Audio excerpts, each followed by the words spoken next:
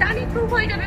Madam transaction history তো আমি দেখাতাম, কিন্তু ম্যাডাম আমি বলছিলাম যে ও তো বাচ্চা ম্যাডাম। এনাফ রাহুল, তুমি তোমার ট্রানজ্যাকশন হিস্ট্রিটা আমাকে দেখাবে নাকি আমি নিজে থেকে দেখে নেব? তাহলে কিন্তু এখানে পুলিশও ইনভলভ। Madam police? ম্যাডাম আমি বলছি ম্যাডাম, অ্যাকচুয়ালি ম্যাডাম এই মাসে আমার একটু প্রবলেম হয়েছিল ম্যাডাম, তো সেই কারণে আমি ওকে 6,000 টাকা দিয়ে বাকি টাকাটা আমি রেখে দিয়েছিলাম। এনাফ রাহুল, তুমি কন্টিনিউয়াসলি মিথ্যে কথা বলে যাচ্ছ। ইনফ্যাক্ট তুমি এখনো মিথ্যে কথা বলছো। তুমি ওকে এই মাসে 6,000 টাকা দিয়েছো নাকি ওনাকে তুমি শুরু থেকেই 6,000 টাকা দিয়ে যাচ্ছ? ম্যাডাম আচ্ছা রাহুল, তুমি আগে আমাকে একটা কথার উত্তর দাও, তুমি কত টাকা স্যালারি পাও? 5,000।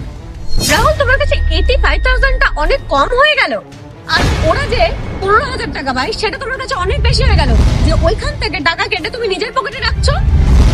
ম্যাডাম আমার একটু প্রবলেম চলছিল ম্যাডাম সংসারে। আসলে ম্যাডাম আপনি তো জানেনই আমি 6 মাস আগেই আমি একটা নতুন ফ্ল্যাট নিয়েছি, আর ওই ফ্ল্যাটের ইএমআইটা এতটাই দিতে হচ্ছে যে আমার পুরো স্যালারি হতে চলে যাচ্ছে।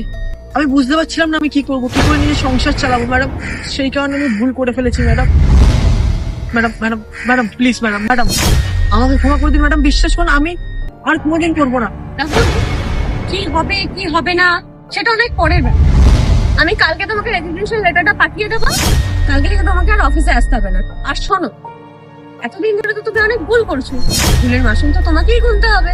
তুমি এতগুলো বছর ধরে ওর মায়ের স্যালারি থেকে যে টাকাটা নিজের পকেটে ঢুকিয়েছিলে সেই সব টাকা রিটার্ন করবে, আর তার সাথে ওদের 6 মান্থের টাকা তুমি অ্যাডভান্স করে দিয়ে যাবে। ম্যাডাম ম্যাডাম আমি সব টাকা দিয়ে দেবো ম্যাডাম, কিন্তু ম্যাডাম আমার চাকরিটা কেড়ে নেবেন না ম্যাডাম প্লিজ। এই চাকরিটা চলে গেলে ম্যাডাম আমি পথে বসে যাবো ম্যাডাম, প্লিজ ম্যাডাম। রাহুল, ভুলটা করার আগে মাথায় রাখা দরকার ছিল না? তাহলে আর এই কাকুতি মিনতি গুলো করতে হতো না। আর তুমি বাচ্চাটার মায়ের সাথে এই জিনিসটা করেছো, হতেই তো পারে তুমি আমার পিছনে আরো কতজনের সাথে এই জিনিসটা করেছো, আর ইন ফিউচার তুমি এই জিনিসটা করবে কিনা তারও কোনো গ্যারান্টি নেই।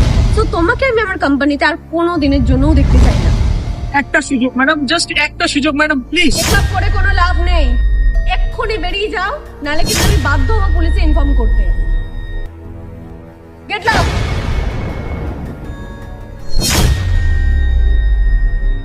বাবু, এই নাও, এই টাকাটা রাখো, বাকি টাকাটা তোমাকে দিয়ে দেওয়া হচ্ছে। আচ্ছা শোনো, ওর মায়ের যে ফুল স্যালারিটা আছে পে করে দাও, আর ওকে আমাদের অফিসের গাড়ি করে বাড়ি ড্রপ করে দাও। Sure.